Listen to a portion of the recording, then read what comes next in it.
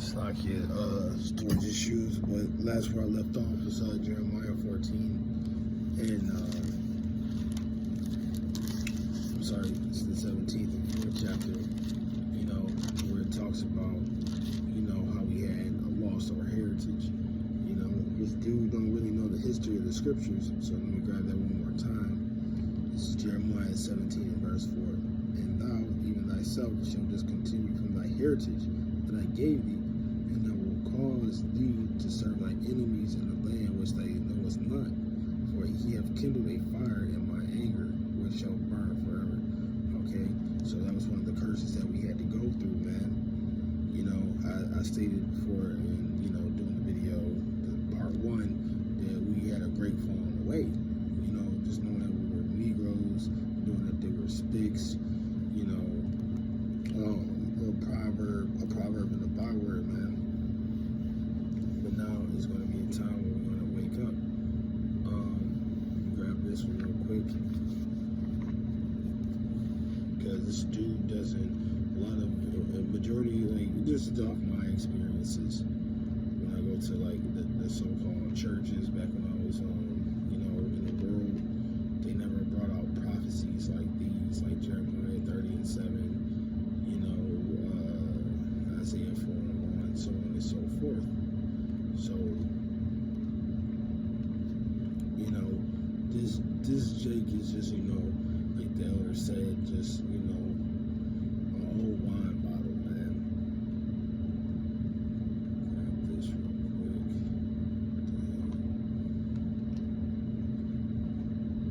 Let's try to get Luke 2.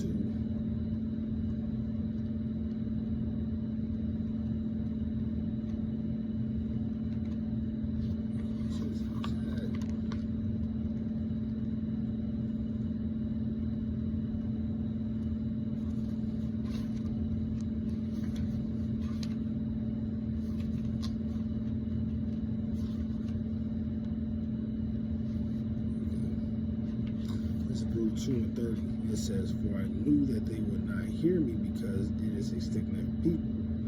But in the land of their captivities, they shall remember themselves. And when you look at, comparing the people who went through the curses of Deuteronomy in the 28th chapter versus the people that are waking up that sincerely professing the name of Yahweh and Yahushua, you will know it's the Negroes, the Latino, Hispanics, and Native American Indians that's on the highways and byways preaching, calling out to their name. When you see these other, religions out there and they preach, it's not a problem. But when you see the Hebrews calling on to their true power, it was a problem. Like you get to the book of Judah, if you cut them off, that's the only way you can win in the army. But when the Lord is with us, we straight.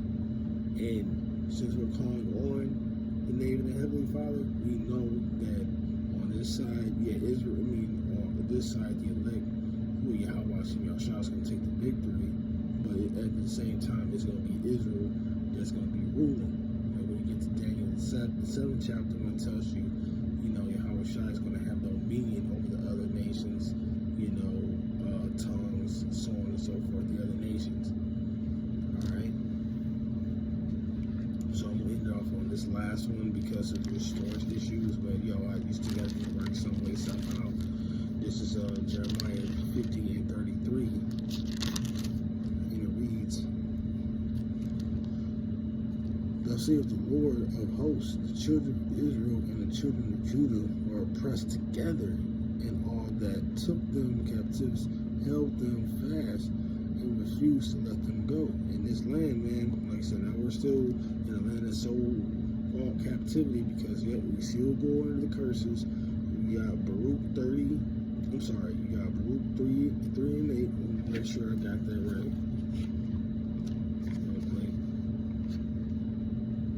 But as you can see, that the children of Israel, northern and southern kingdom is waking up. Alright? In this land, man. Babylon the Great, that's going to be destroyed by thermonuclear fire. And we're seeing that.